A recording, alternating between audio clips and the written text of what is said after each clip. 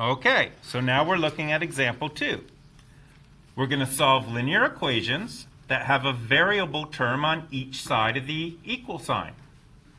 The key idea is to gather all the variables to one side of the equal sign and all the numbers to the opposite. So let's take a look at what we've got here.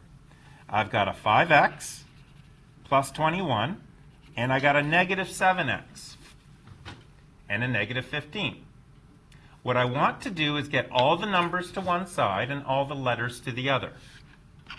So I'm going to have 5x here, and this 7x, this negative 7x, bring it over to this side, and it becomes positive. Leave the negative 15 where it was, and bring the 21 over, and it becomes negative. So now I'm making use of your grade 9 teacher's way of talking, because it's easier now to talk this way, which is why they started doing it. Okay? So what happened was I took the negative 7x and I brought it over, and it became positive 7x.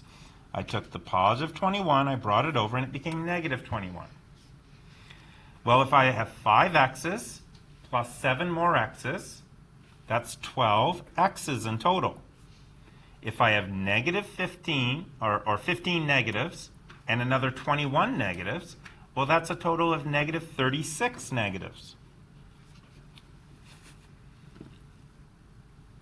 Last step is to solve for x. Divide both sides by 12. 36 divided by 12 is 3, but a negative divided by a positive is a negative. So the answer is negative 3. Be careful of the signs. You have a negative divided by a positive. That gives you a negative.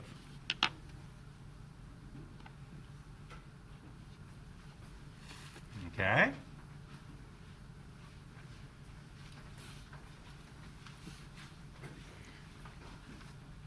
B. Now this is something that you've seen in grade 9 a few times. This is called the distributive property. Thank you.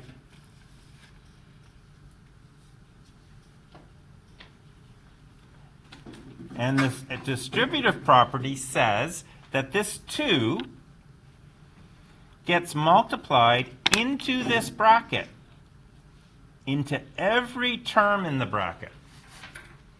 Okay? So this becomes 2x minus 8 equals 28. And that's got to be your first step. You're going to take that 2 and expand it in, which gives you 2x minus 8 equals 28. We then take the 8 to the other side. That gives you 2x equals 36. And then we divide both sides by 2. And we come up with x equals 18. And that's the distributive property. I'm going to pause the video here, and I'll be right back.